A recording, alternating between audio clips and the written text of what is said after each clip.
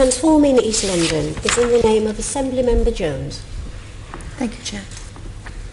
So I think there are two parts to the question, if I'm right, the cycling side and the community-led housing.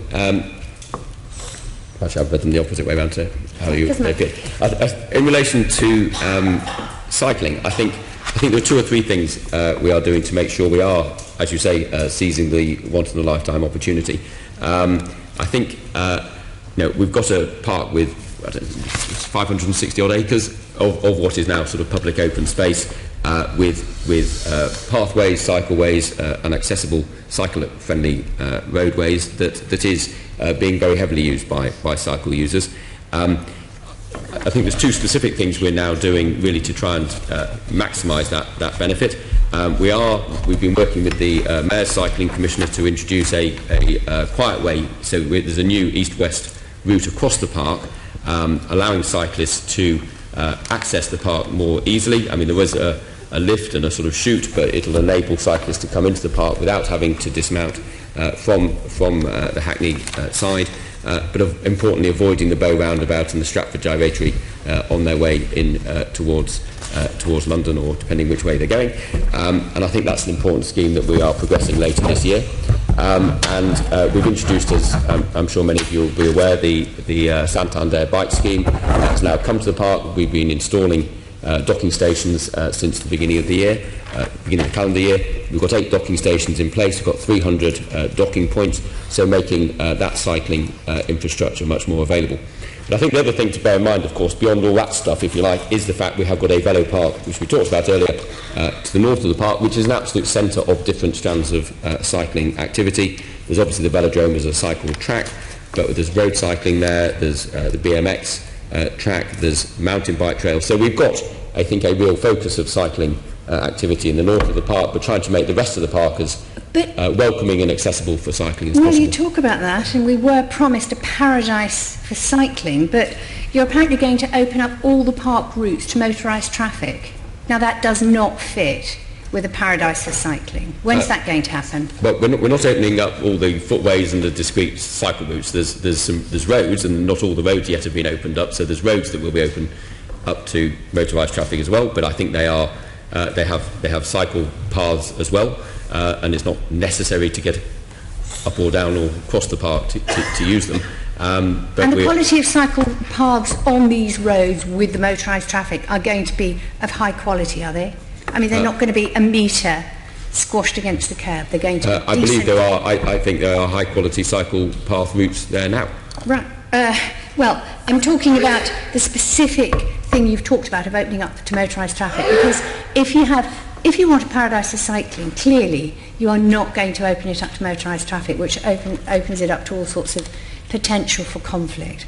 There are roads that go across the park, which already have motorised traffic. We've got bus routes that run across the park, which are important in terms of, for example, people accessing the jobs that are available, and will be important for the new communities moving into housing. So I'm not going to say we're going to close the roads that are operating. There are one or two that haven't been adopted yet, but broadly there is a network of cycle paths and cycle routes that's very well established, I think, and heavily used. So when are you going to open up the rest of the roads that you are planning to open up to motorised traffic? When's that going to happen? I mean, there's discussions with the boroughs in relation to road adoption, so I haven't got a specific date at the moment. I could maybe come back to you in relation to individual roads. Are we talking this year? Can I come back to you with? Okay, I haven't got a specific date. I don't think. But I think to reassure you, the main road routes are already open. They're being used by buses and cars, but we've got cycle routes that crisscross the park. So that I think.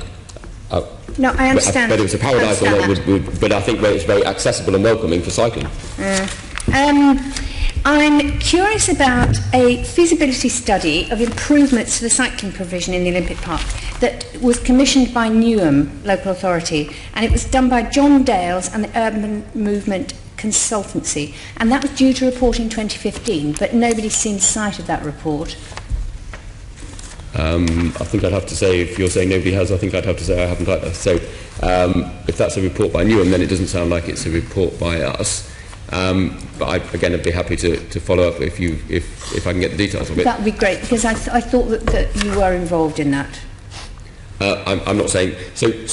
Our team work, as we said earlier, very closely with the boroughs. But you described it. It sounds like it's Newham's report rather than our own. Okay, right. Thank you.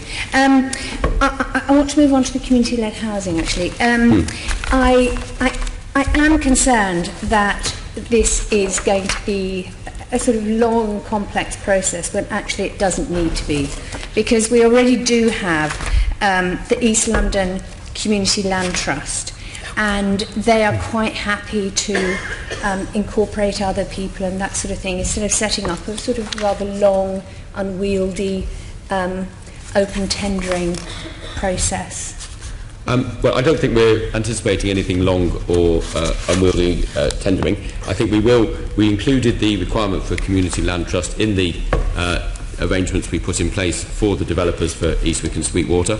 It's part of the brief and part of the procurement to appoint the developers that we did eventually appoint, and we've been working with those partners to take forward a community land trust, and I think we're going to take that forward very soon. The intention is to have an appointment made in this calendar year, so we're not talking about something that's going to take years and years, but we have transparency and value for money obligations that where we are procuring we do have to use public procurement, but I think in this situation we're able to use the arrangements the developer will put in place to bring in a partner that will do it very quickly and efficiently. You're sure that it's going to be a community-led organisation and not just some sort of facade set up by a developer that looks as if it is? I think the commitment was to a community land trust that will meet that definition, so yes. All right. Totally now, sure. Yes. The Mayor in 2012 promised there would be at least 100 homes in this community land trust, but you are only promising 20.